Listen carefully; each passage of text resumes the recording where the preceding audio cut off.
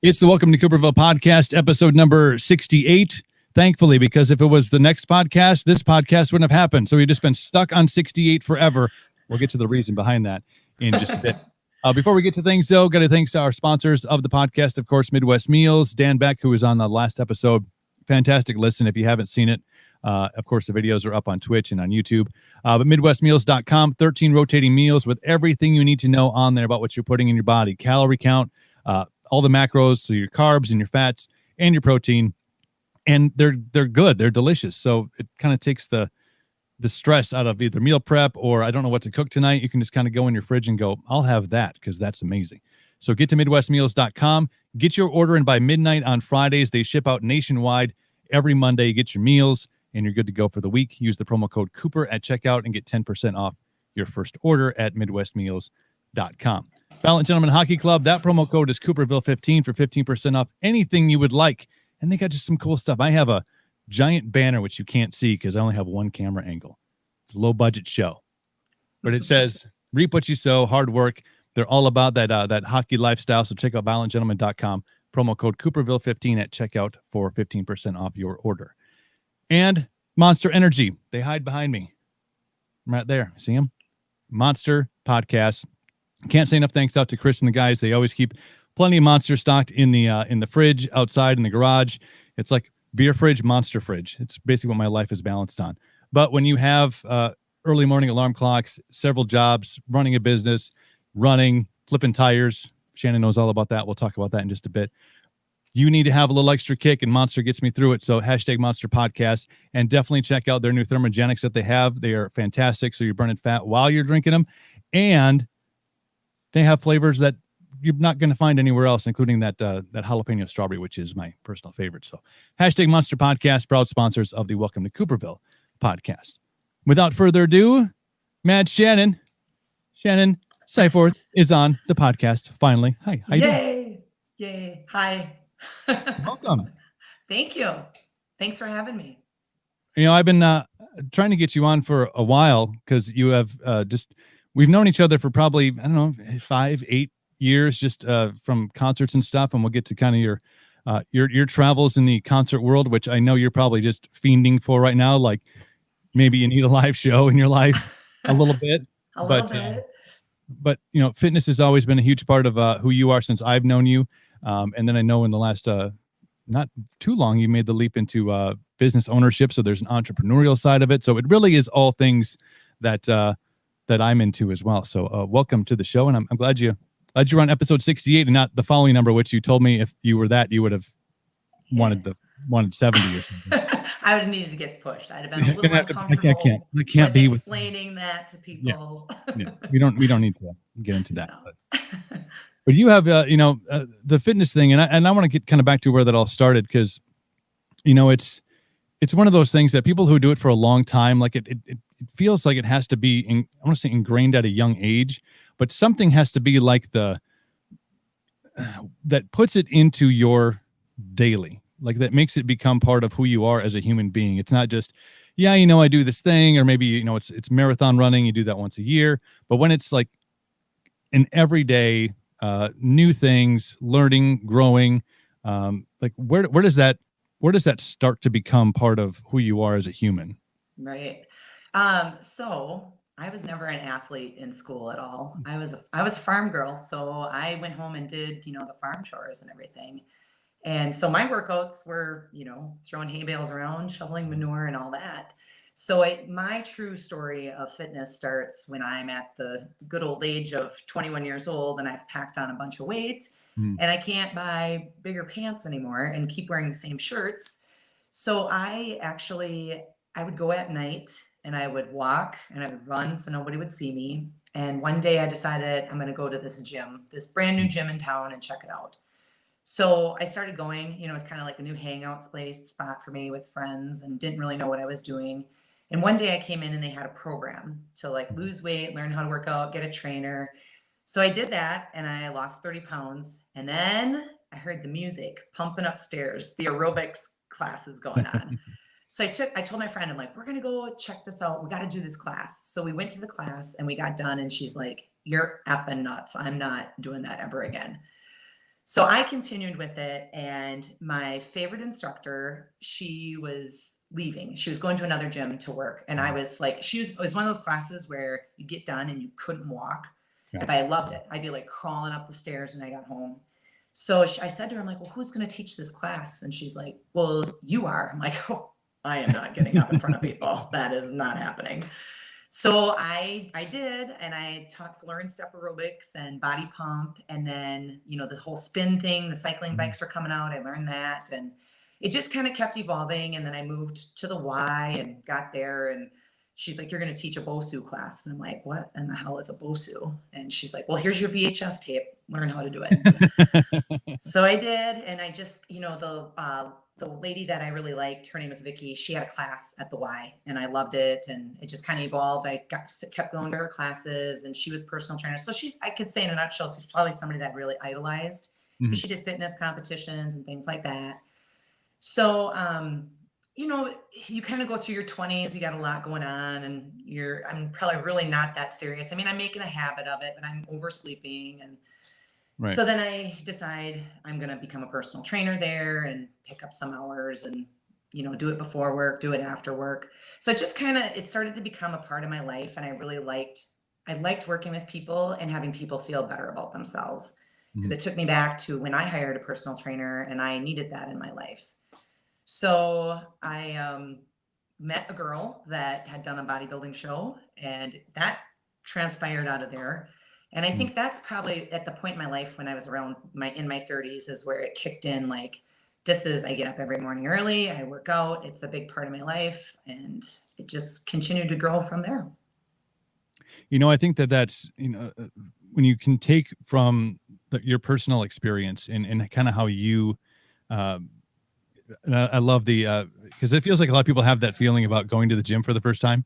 Yeah. I need to before I go to the gym and start working out, like I need to work out. Right. I gotta walk and run and maybe throw some things around. There's always that kind of, I want to not walk into a gym and look like I have no idea What I'm doing. what I'm doing. Yeah. Yeah. And I think you see people like that post videos on social media about people that have no idea what they're doing on a piece of gym equipment. So you don't want to be that person that is forever mortalized in a YouTube clip, not knowing how to work the row machine or something, or doing it completely wrong. But to be able to have that, that personal journey that you went on, Mm-hmm.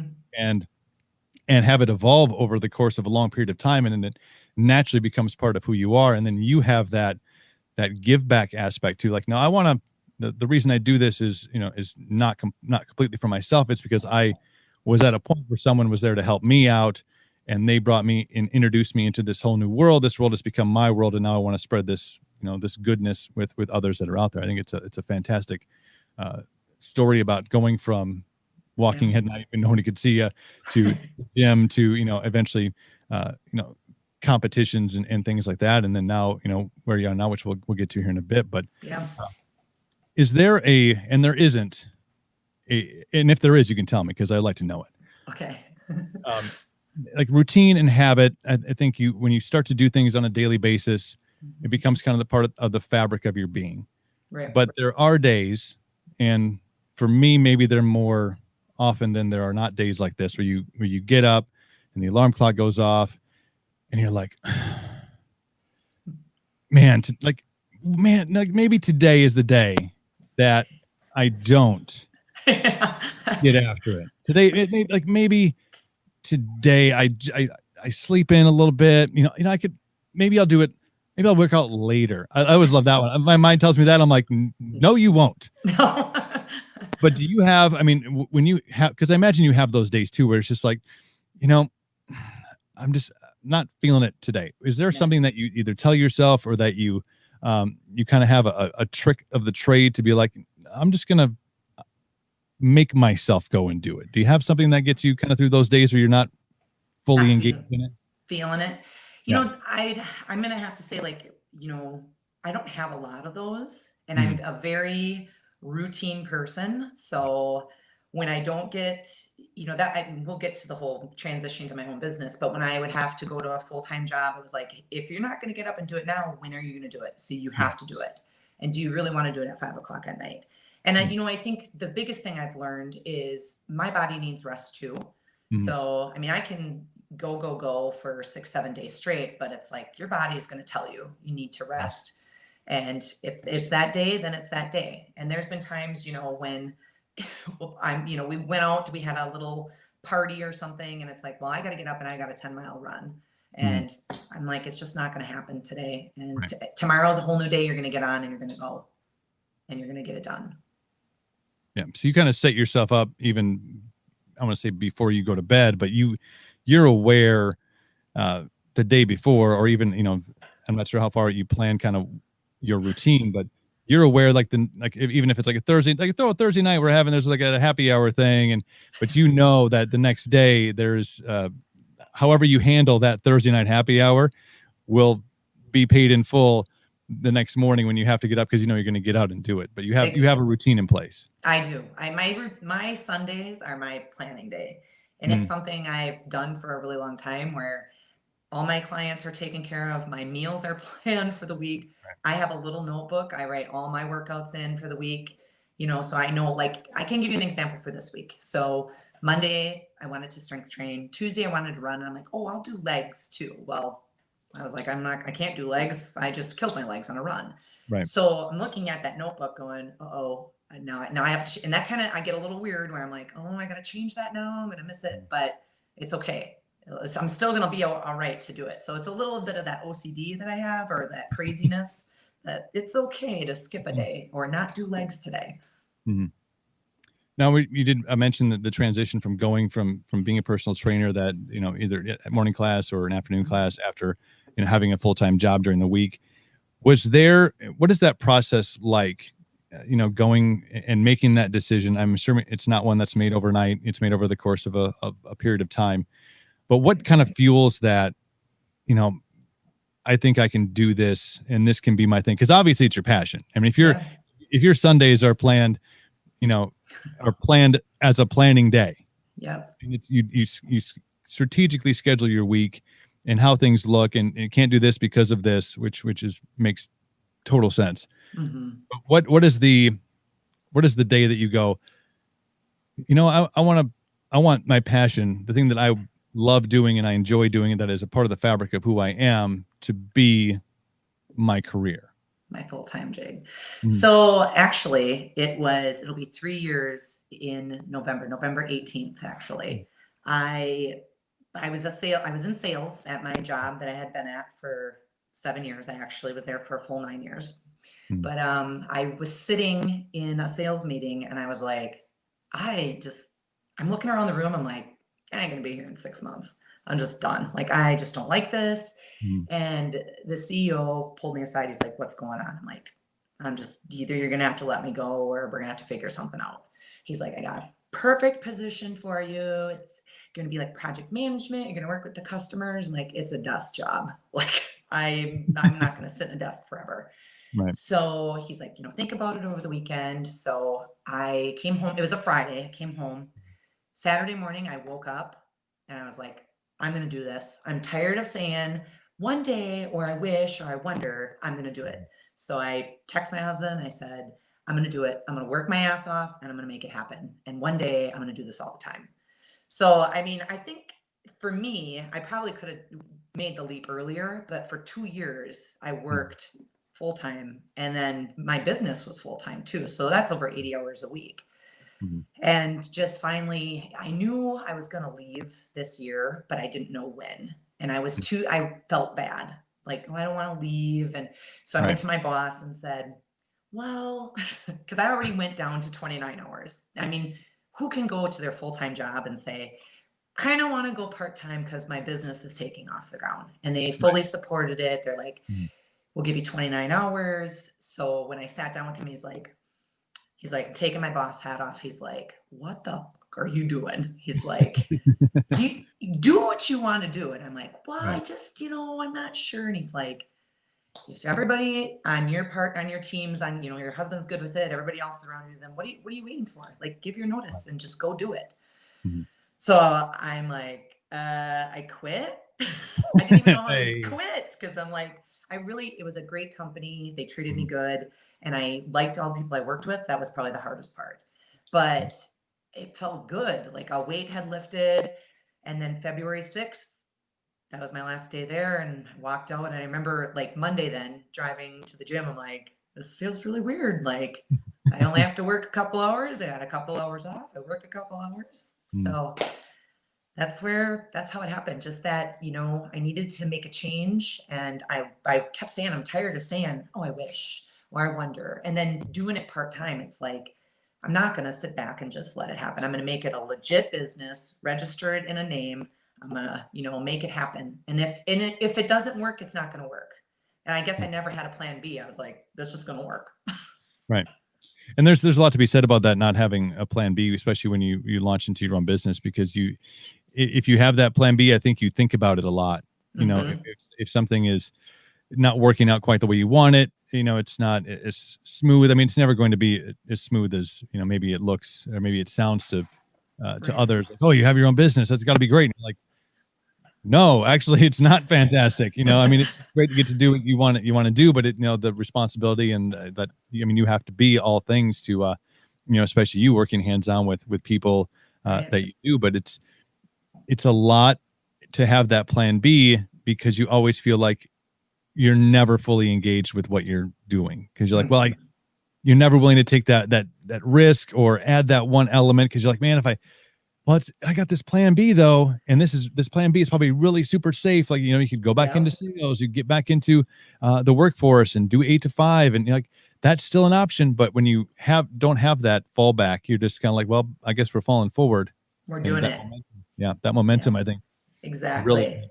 And it's, you think about it, I mean, I have to be happy and chipper, and even if I'm having a shitty day, I gotta still put that happy face on. And that's what I've had to teach myself too, is like, I gotta leave my own problems at the door, because this is my business, and I'm the face of it. I'm the only face of it. Yeah. The boss applesauce. Right.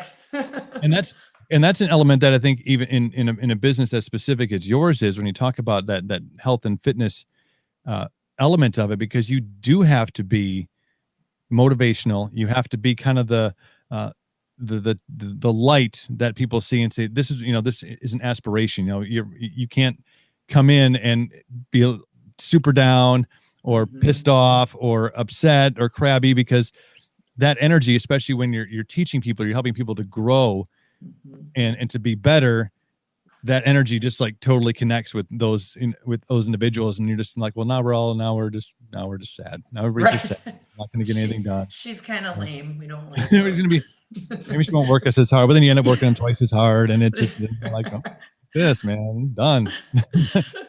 But no, it's that making that decision though. I think, I think that there's a lot of people out there that have a passion, something that they're like super duper into, and maybe like nobody else even knows about it, like because they like, well, nobody's gonna think this is like a cool thing to do, or nobody's gonna think that I of all people could pull this off. So they kind of keep this thing that would make them the happiest in the world as far as a career and a piece of their puzzle.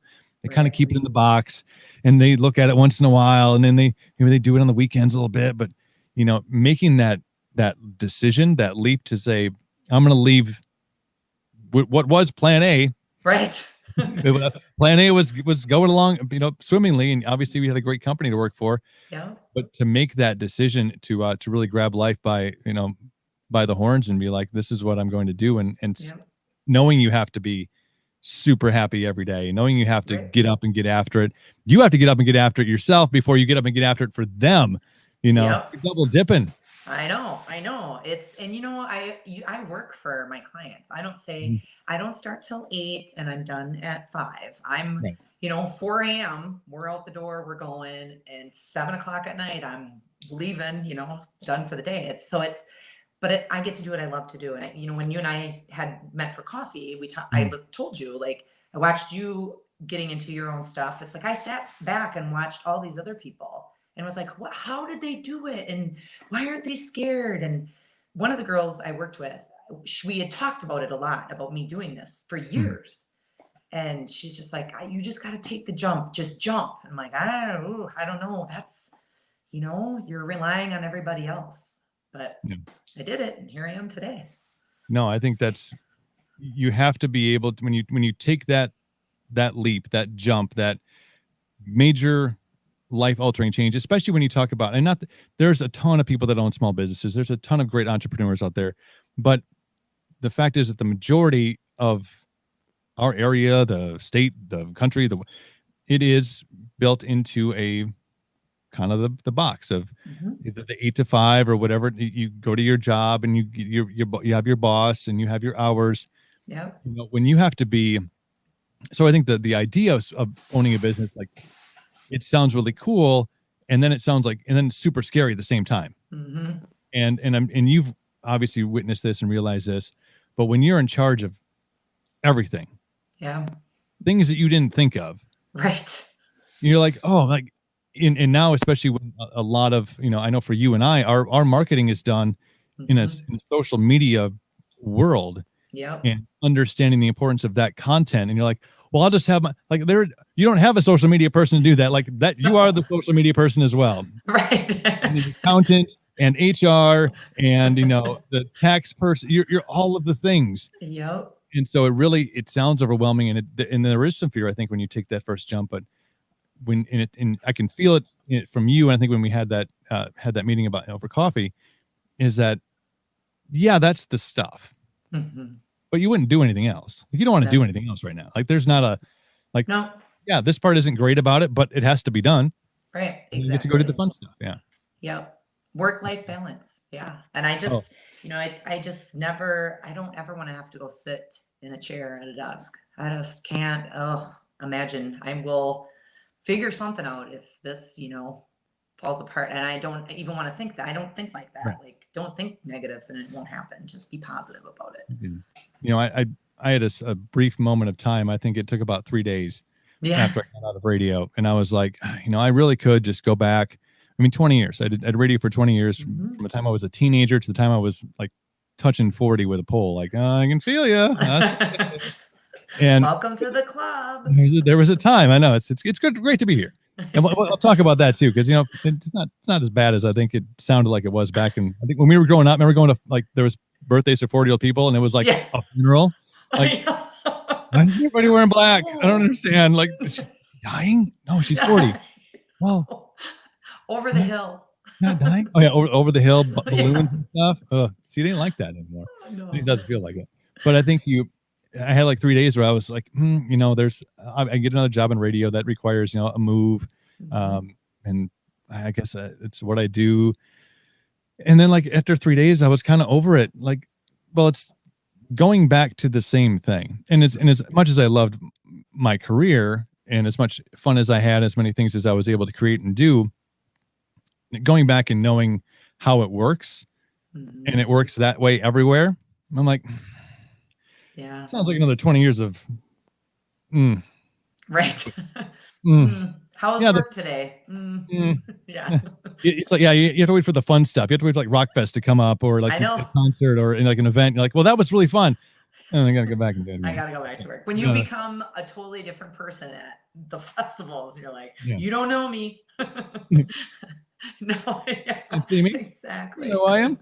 But no, I think they're, you know, to be able to find something that, like, yeah, this is what I want to do, and this is what I want to get up and do, and even the shitty parts that maybe you're not super excited about doing. You know, I've talked to people who, like, really, they're not like, I'm just not, the social media thing is just, it's tough, and I get that, but when you start to, like, understand that you're in control of it, this is your message. If you're anybody's an expert on what you're doing, it's you, and you get to portray your business however you want to.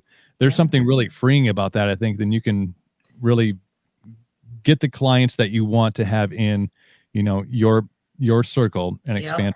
So I think that being in control has been fantastic. Going back to working for a boss sounds wretched. I know. You know, with the social media, one of our things, and you probably see this all over you do see it all over my Instagram, but Facebook too, is I'm a big picture taker. Like, we're doing a group picture, we're going to say something funny.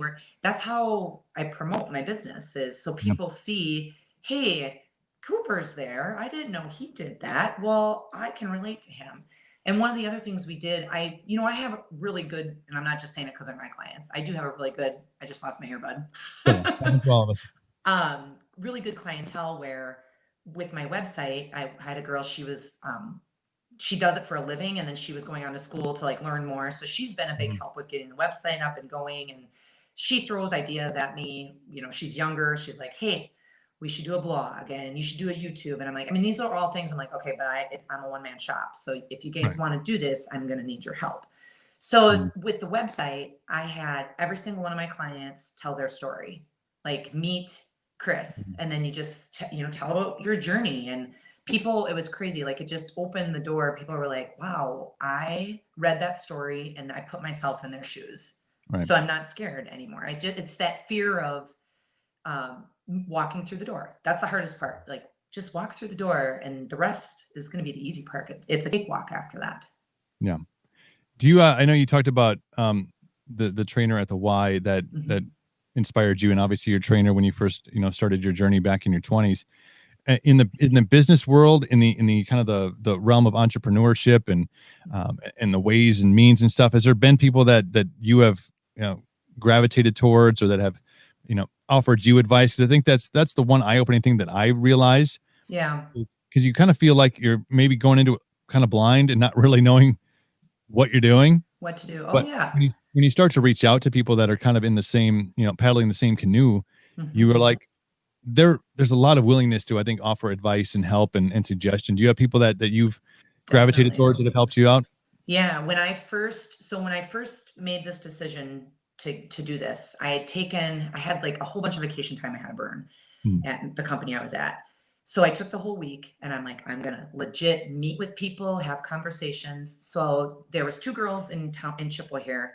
It was Excite Wellness. It's where Lake Wissota Chiropractic is now. So, Mhm. and I knew Rachel and Nicole for a long time and met with them, and they were just good about like, okay, so you should do this, and okay, make sure you track your mileage, and just like giving me pointers on, hey, and don't forget to do this, and here's where you go for that, and you got to register. So it was just anybody I sat down and talked to. There was like other little like coffee dates I had, and just tell me Right. about this, and what would you, if I did this, would you be interested in coming along? Or so everybody, and I try to do it too. If somebody asks me if they're interested in getting started, I mean, in a couple weeks, I'm meeting with a gal who's starting, and she just to kind of bounce ideas of where Mhm. she's at, how to get started, what to do, and how could you collaborate maybe one day with that person. Right. Yeah, I think sometimes you can get stuck in your head a little bit about ideas, or even when it comes down to a simple, either it's a social media post or it's a new idea. For me, it's like an idea for a new product. Like, well, man, and you can get like stuck in your head, and it'll spin around there for a long time. But if Hmm. you find that a group or a person or people that are of the same mindset, when you get that out, that idea, Hmm. and they hear it from that entrepreneurial mindset, and they go, oh yeah, well, yeah, that makes total sense. Where in your own mind, you're like, oh, geez, I a little don't hesitant on know. that. Not sure if I want to do that, but I think there's a Right. lot of encouragement that's out there to, because you do have the freedom, and with that freedom comes that fear of this would be awesome, unless it's not, Right. unless it's Exactly. just a really bad idea. But to have somebody to bounce ideas off of, I think is super important. And Yeah. even if it's cross, completely different fields, Yep. the mindset of an entrepreneur or somebody who's owning their own business is kind of, it's about expansion. It's about like, oh, I have the freedom to do these things and create and to do. I mean, Right. I've seen some of the workout stuff that you put together, and I'm like, that's that's creative. I wouldn't have thought to do that. I always tell the girls, I'm like, like the artist has to have a vision. So there's times where I sit at my computer, I'm like, I have no idea. And then when my juices start flowing, I'm like, oh, Mm, that's good. And then yeah. sometimes I'm like, well, I don't really know if that was hard enough. And they're like, that I'm gonna die. So, but I want No. them to, always be fun, and that's what keeps them coming back. And then they post about it, and Yeah. it's just it's like dominoes, just keeps spiraling. And it sounds like the relationship that you have with your clients, and I think just seeing the pictures on social media and stuff, that group that you have Mhm. is like super close knit. Like it's like it's got a family feel. Like, well, maybe not family. Maybe like you're all going to war at Mansion Pit Shed together. It's like a brotherhood, sisterhood thing. And I know you involved, like there's a teen program too that's like Yep. super awesome that you got going on. But it really, that environment doesn't give me that.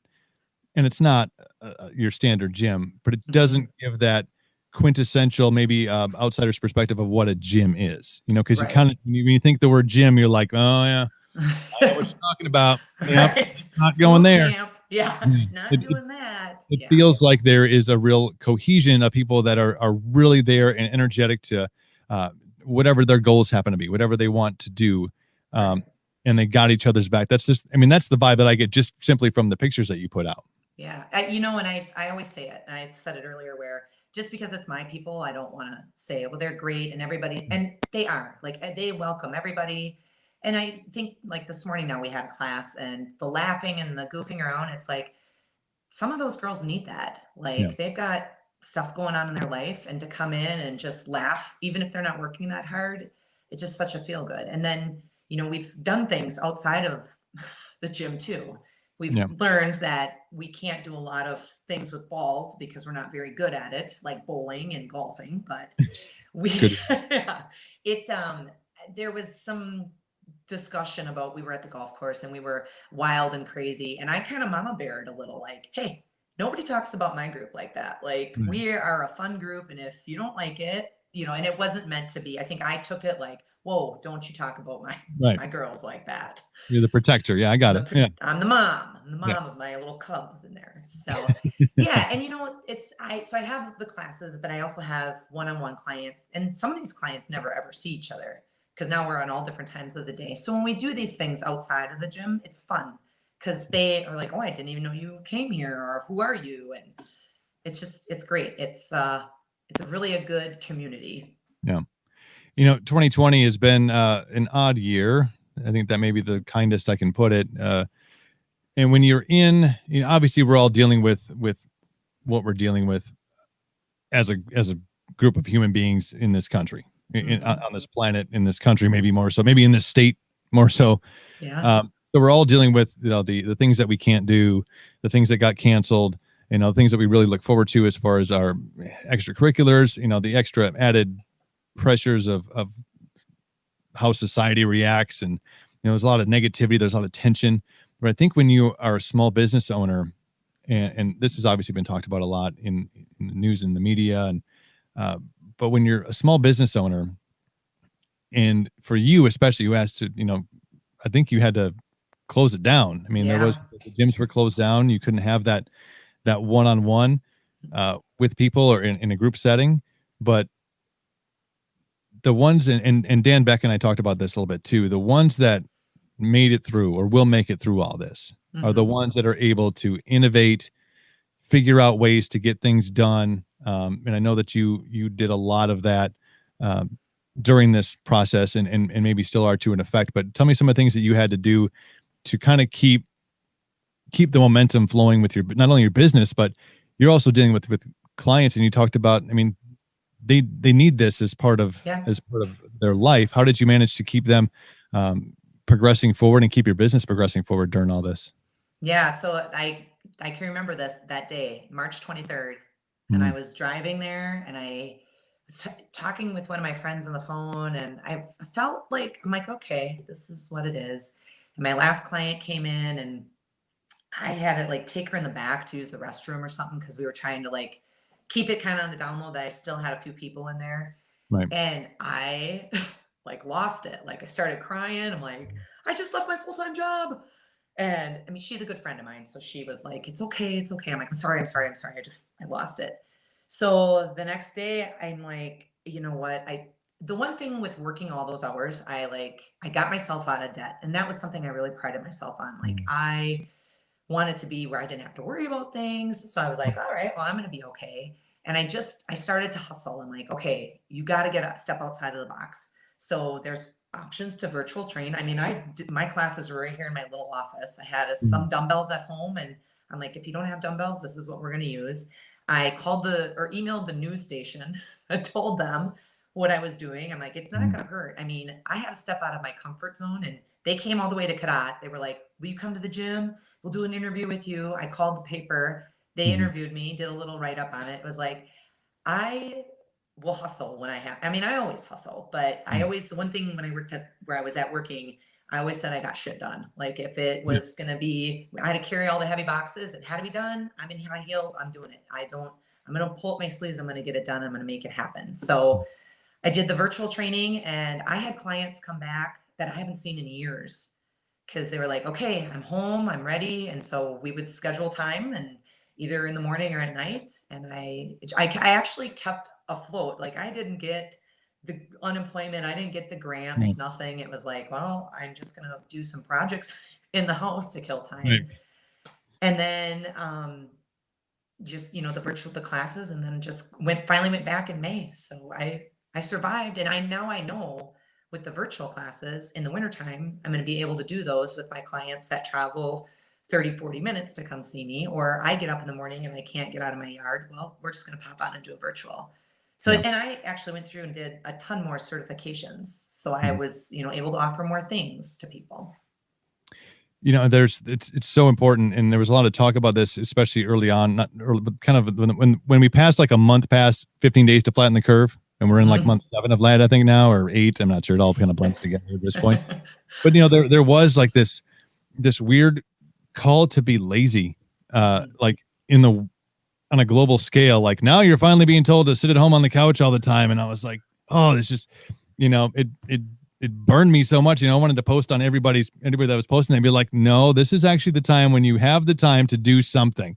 Yeah. And if this is a great time, if you weren't doing anything, now you can skip that fear we talked about at the beginning of going to a gym for the first time. Now you can be in kind of the privacy of your own home and do some virtual training, because I saw that you had jumped on those platforms and we're doing those kind of things. I was like, that's genius, because now you not only can your business continue to thrive and grow, you have time, and you mentioned getting more certifications, which is utilizing all of that time. Right. But all the people that couldn't get out, obviously the gym was closed or didn't want to, or maybe didn't like the group setting right away. You had a chance to train those people and keep those people motivated. I think that's fantastic, because nothing pissed me off more. Well, there was, let me rephrase that. There were some things personally that pissed me off more during this whole COVID thing, but that was like, no. You're missing it. You're missing the opportunity that's presented to you, which I think goes to a lot of people who are, trapped in, if they are a gym person, if they are a gym rat, and they close down the box and they go, I got nothing to do now. No. Now nope, sorry. I'm just gonna, what does frosting taste like? I'm just gonna sit here and eat some frosting. All the frosting. All the food you bought in case we ran out of food in one day.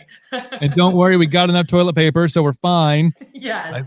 Still trying to find Clorox wipes to save my life. The struggle is real.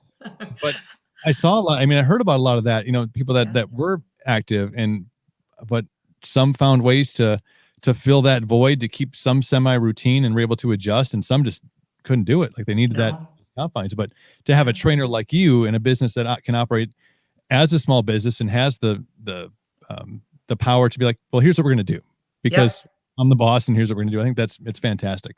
Yeah. I always try to find the positive out of everything and find the good in everyone. And so that was part of it, is like, okay, every day I'm going to get up and try to find a good thing to post, or, do something good. And I always pick one project in my house to do, so I look like I did something at home during the day too. But, or just even like I'd reach out to my clients if I wasn't seeing them virtually, hey, how you doing? Did you know I have class Saturday morning, or, hey, we're going to meet. We started running, and that was a big part with the running too for the marathon. We're going for a run. Get outside and do some stuff, go on a hike. Yeah. I think and for mental health too. And obviously I'm a huge, I love running. I love getting out, especially moving to Chippewa this summer and being able to see this town and in all of its beauty. I think not only for the physical aspects of it and the results of it, but that mental clarity that you get when you are outside, and whether it's running or whether it's walking or jumping up and down on stuff. Breathing clean air and being by the river, for the mind that can get trapped up in the negativity of what 2020 has been. I think that is amazingly important to get out and be able to do. But there's a lot that can be taken, I think, from that innovation that now you mentioned the opportunity now during the winter when there's 20 feet of snow and you're like, Right. I'm not making it to Cadott. But also that strengthens the relationship between you and your clients because they know that, they need this. Okay, now they know how they can adapt and they can do things at home, whether it's using soup cans or Right. whatever you have in the house, or grab a cat, grab a kid, throw them around a little bit, Exactly. do what You you got got a to set of do. stairs. Yeah.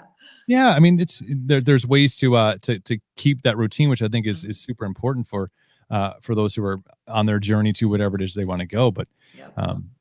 growth, I mean, that's growing the business, growing the brand, and really Right. at the core of it, because you're there to serve your clients, to be able to take care of them. That's amazing. Yeah. Yeah. Thanks. It was, yeah. It was like, you know what? We talked about that earlier, where there's good times, there's bad times. And that, Mhm. unfortunately, the bad time came right away. And I was like, Rick, I just Right out of the quit gate. my job. Yeah, I know. We launched Captain Coops in November Yeah. of last year on Black Friday. We were really excited, and we had gotten into our sixth or seventh salon, so we started doing like major wholesale stuff, Mhm. and it was the day after St. Patrick's Day, and I had like 3 stops, and then we had mapped out uh, places that we were going to go. We were going to start expanding out into the northwest quadrant of the state. Mhm. We made some touches down in Nashville, so we're going to plan a trip down there. All the things. We reinvested back into the company to do some more Yep. product dev. So we were working on new products and starting to do some white label stuff. And then like they shut the salons down. I mean, remember? Yeah. Okay, we're 3.5 months into this thing. We came out and we did much better than I thought, than I expected right out of the gate. And Mhm. really, we're starting to make some headway. And you're supposed to reinvest in your company. You're supposed to, when you Yep. can, you make improvements. And it was like, oh no, that was hmm, That things wasn't were the going plan. swimmingly. you Yes. know.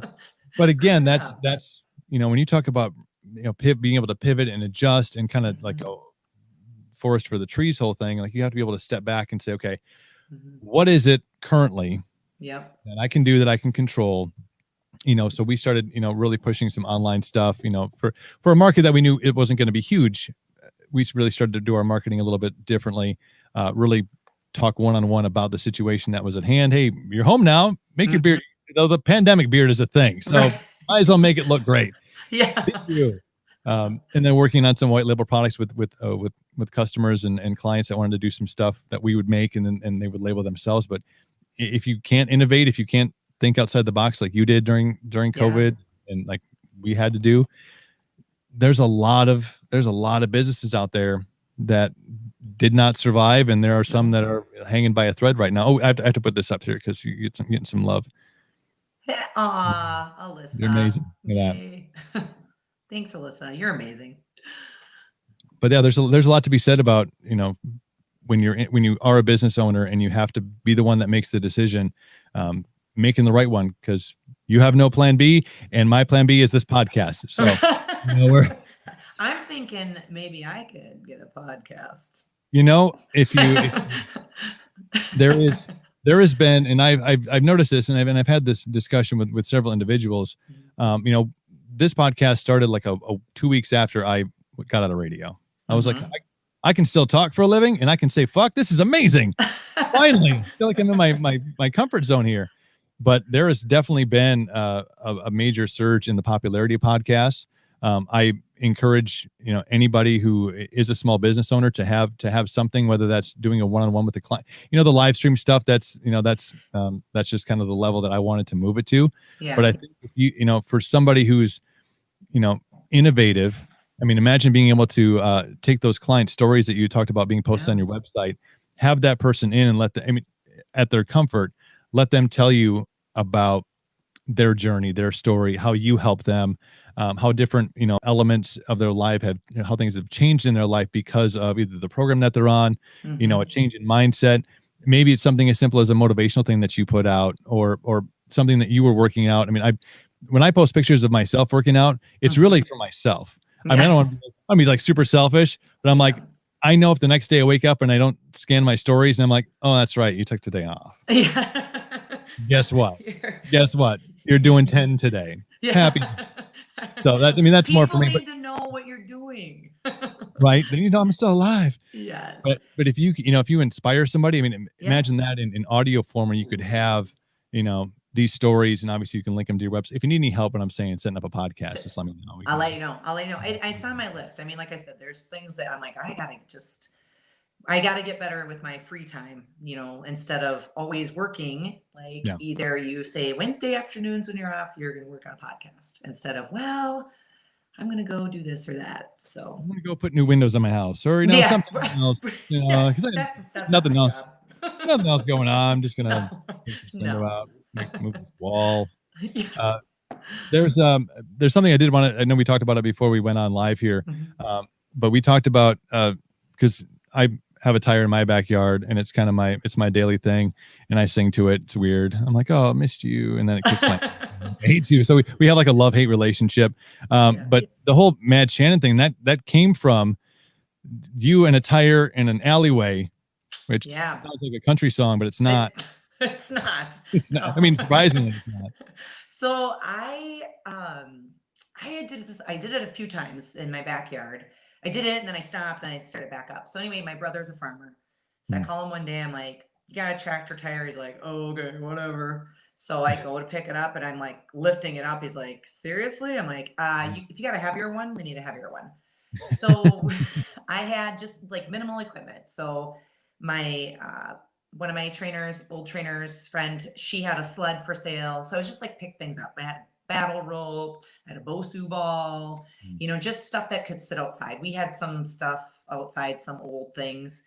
And so the girls would come over, and almost all these girls are still with me, but we would have workouts in my back alley here. And the neighbor lady was just over yesterday talking about, I'd watch you flip that tire up and down. You make those poor girls run around the block. And so I needed a place to store all my stuff because I couldn't leave it out. So my husband built a little shed. So we have a garage bar where we've had a lot of Halloween parties, and it's called Mad Shannon's Garage Bar. Parties on, parties over. Nice. So that's where the Mad Shannon's Phit shed came from. I'm like, we got to keep it all in line with it. So when it was time to like make the business legit, I'm like, that was just, we always called it Mad Shannon's Phit shed here. So I got to keep it the same and just make it an LLC and give it a tax ID. So the tire's gone, but tire no stocky. Yeah. I was up at the Rockfest grounds the other last week, and there's some big tires, big tires. Like, oh yeah. Like, and they were just leaning up against like a post, and I was like, I bet you. And then I tried to move it. I'm like, maybe I'll start with something different. It's a little much. Yeah. It's bigger than my backyard. I mean, I'm like, well. Those are, I mean, I flipped some heavier ones. It's crazy. And once you get them up, though, and get them flipping. Yeah. It's all about, it's gravity and momentum. That's all it is. Exactly. So I do want to talk about this a little bit too, because we did mention that, our correspondence happened via the music scene and concerts and stuff many, many years ago. But you have, do you have a number? I mean, do you have like how many shows, how many concerts you've been to? Some people keep track. Some people are like too many to count. Jenny does a good job of that for me. She usually says, well, I'm at this with this group. You're at this with this group. I just, the one thing I always used to say, this was concert season for us because it'd be, once a month, a couple times a month, we'd be traveling all over, going to see stuff. So she asked if I wanted to go over to Oshkosh here at the end of the month and do the drive-in thing. I'm like, it's just not the same. We like to be right in the front row and all that. So too many to count. I was thinking today in my head what we maybe talk about, but the very first concert I ever went to was after one of my bodybuilding comps, and it was Nickelback was the headliner, Breaking Benjamin, Sick Puppies, and Shinedown. And we sat like way up in the nosebleeds, but I was like, oh my gosh, I want to do this all the time. So that's a pretty spectacular ticket right there. I mean, that's and Shinedown was the opener. Man, look at where those boys are now. I know. I think of that. I'm like, wow, when we first saw them, they were like the openers. And I think Breaking Benjamin had their little breakup right after that. Did they have a little? Yeah. So there's been a lot of concerts. I've stood up on many a stage and introduced bands, and you and Jenny were standing right there front and center. Like, shut up and get the band out here. I'm tired of listening to you talk about. Go get a beer. Like, shut up. Just let me go. And, you've had a chance over obviously the course of going to many concerts, you've interacted with a lot of bands. You have, you've made friends with some of the guys, the Pop People Boys, and you go way back. It seems like and you can kind of always tell when bands find like this area as like a second home. I hear that a lot from art, like that region or even the state of Wisconsin. Like that always feels like my second home. I think as they meet us and they're like, yeah, we could hang. Yeah. We can hang out. Like we could totally be cool kicking it. Yeah. You go to those major metropolitan areas, they're like, man, let's get me on the bus, get me out to a farm field somewhere. Small venue. Let me live my life. Oh gosh. Yeah. Crazy. Yeah.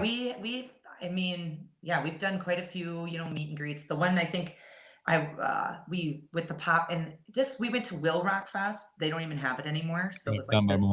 Yeah. Mm-hmm. And we were standing at one of the radio stations booths and they were like, all right, I'm standing there and they're like, if you want to win tickets to meet Pop Evil, you're going to have to arm wrestle Helga here. I'm like, oh my God. Okay. And Jenny's like, you were going to do this. Well, I did it. And we won the backstage or the tickets to get back there. It was like the craziest story of how it happened. So, but then that we were like, is it us? Because we went to band camp the year before and then it never happened again. And we're like, then Will Rock didn't happen. We're like, maybe it's us. Maybe we should stop going to Rock Fest. Oh, you got to keep coming. Got to keep coming to see me. We will. Yeah, but there's, I think all this kind of ties nicely into a little bow here as we approach about an hour. Those things, those releases, those happy moments. You talk about concerts, and some people find it in different places, and a lot of the things that people didn't have the ability to do. This circles back into that mental health thing and filling that void. I think, for me personally, and I know for you, and the outlet being something fitness, something health, something kind of getting out and self-improvement on whatever level that is, whether it's reading a book about entrepreneurship, how can I market better? How can I, establish this product or what is this idea or talking to other entrepreneurs. I think utilizing the technologies that are out there, we talk about doing virtual stuff, but getting out and either running, going to the gym, going to your gym, flipping tires, that is it doesn't, like, to the layperson, doesn't really sound as fun as going to a concert. Right. It doesn't. It sounds horrible. Like who are you masochistic people that want to punish me instead of having me go have fun? But when you start to feel bad when you miss something, it's like when you miss a concert that comes to town. Yeah. Like, man, by the way, nobody is going to miss a concert that comes to town next year. They're going to be like, no, I don't even care if it's a Tuesday night. I'm going to that show because I remember what it felt like to not have them. That's right. But when you feel that if you take a day off or you don't push as hard as you can, or you don't run as far, or you don't do the things that that you can do, like if you're consistent enough with it and the next day you feel that withdrawal, you feel that like, you miss something. Yeah. So it really, it's the mentality of if you can go out and kind of fill the voids of things that you're missing out on with something that's outdoors, and it could be walking through the leaves, going to the apple orchard, running around and playing with the kids if you got them, or the dog, but getting out and being active. I think that is like the biggest mental clarity, clear the clutter, straighten the wires out a little bit because of all the things that have been going on this year. And you're offering obviously a lot of those things at the Phit Shed up there. So kudos to you for keeping your people sane, because some people have lost it. Some people have lost it. Yep. And if you missed any of them, scroll through your Facebook for like a minute and you'll be like, oh, lost their shit. Yeah. You know what they need? They need to go to the Phit Shed and get their ass kicked for about an hour and they'll feel better. One thing I did want to touch on really quick, because I know I mentioned it briefly, but I want to touch on it. But you did start a program for teens, which I think is super fantastic. I think learning myself, I know your journey, started in your 20s. I want to say lucky enough to like late 20s, early 30s, when I realized like I put on more weight than my then wife when our child was born. I'm like, you mean it doesn't just wait, like yours just came off? Like, I don't understand why I'm here at like 235 and it's not working out. Okay. I'm trying everything and it's not I'm working. Yeah. I'm rocking up off the couch. I feel like that's a workout. It felt like a workout. I bought the ab trainer that shocks I just, you. I actually just used the dog collar that we, that myself. I mean, this has got to be the same premise, right? Right. But, starting something at that age, especially now, I think when we were growing up and working on it, and don't say you weren't athletic as a kid. Working on a farm is the hardest fucking job there is. Yeah. I did it for 2 summers growing up, and I'm like, this is harder than 2. I mean, I played football for 4 years, and I played every sport that there was. I was super fit, super healthy. Worked on a farm for 2 summers. I'm like, this is harder than that is. This is harder than 2 days, gym, all that stuff. But starting now, when the options are obviously still there, but when we're kind of living in a very tech world, a lot of sit down and just stare at a screen and being very sedentary, but you offer a program for kids that I know you make super fun. That's got to be, they're having a blast, but really starting at that age to start to do the things that were implemented in your life when you were, in your 20s. And for me in my 30s, like this just needs to be kind of a part of who you are. Yep. This will help you live a longer life. Yeah. And that was the one thing with them too, is like you can figure out how you want to exercise. I mean, you can be a runner, you can be a walker, whatever it is. It's like workouts are a lot of different things. It's not just weightlifting. It's not just CrossFit. It's not just gymnastics. There's a lot of different ways to move. And I think for them, I had a really good time with the kids this summer. And I actually have a family that comes in twice a week to see me now. They're homeschooled. And we're having a ton of fun with that. So just to see them and what they want to do. And, they're always like, it's an hour, we're done. I'm like, well, yeah, I kind of got to eat lunch. So, sorry. Got to fuel the fire here. Got to fuel the fire. Yeah. So it was, it was, again, thinking outside the box. What can I do? What can I put on my schedule? The kids are home. And they were great. They were all great kids. I was a little nervous because I didn't know.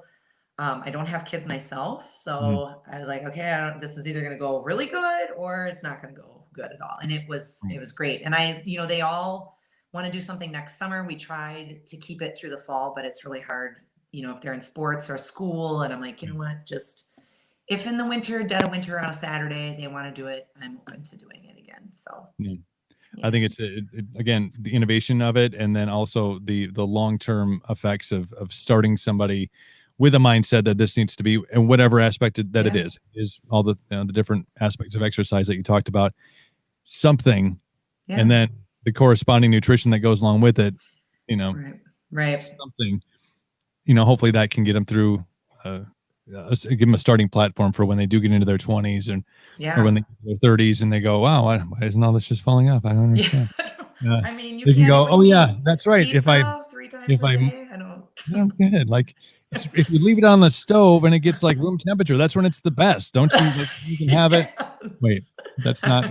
Not supposed to do that. Apparently, that's bad. No, that's not. But when you have it built into you, move more, and not necessarily eat less, but eat better. Eat better, exactly. The scale balances a little bit, and I mean that in this kind of scale, not in the kind that you stand on. It's right. But at an impressionable young age, I think that's super important and a super cool thing that you did. But first and foremost, thank you so much for taking an hour out of your day. I know your schedule is hectic, and I'm glad I got to catch you. You probably got 25 projects you're about to tackle at this time. Like, oh, no, I'm done with that. I got to start my next thing. But also want to let people know that they can connect with you, give them the website, let people know where they can jump on and find out more about what you're doing and come and check out your programs. Sure. So my website's www.madshannonsfitshed.us. Facebook page, Mad Shannon's Fit Shed, and we're on Instagram under Mad Shannon's Fit Shed. Make sure you follow. A lot of inspirational stuff going on there. Shannon, thank you again. Let's run Chippewa Falls sometime. Run Chippewa. Run Chippewa Falls, and before we have to snowshoe through Chippewa Falls, apparently sooner than later. To everybody that joined in, all the watchers, hi Lori. Lori Anderson says hi. Alyssa obviously jumped on there, giving you some shout outs and stuff. To everybody who watched the live stream, thank you so much. The video will be available on YouTube and on Twitch very shortly here. and the podcast will drop tomorrow on all podcast platforms. You can check that out. So make sure you listen. A lot of good content on here for fitness, for entrepreneurship, for concert goers. Now you know how to get backstage to meet your favorite band. You just got to arm wrestle Bertha. Helga. I mean, Helga. they're probably sisters. Let's be honest here. Exactly. Awesome. Shannon, thank you so much. Take care of yourself and keep doing what you're doing because you're kicking its ass. All right. Thank you. Awesome.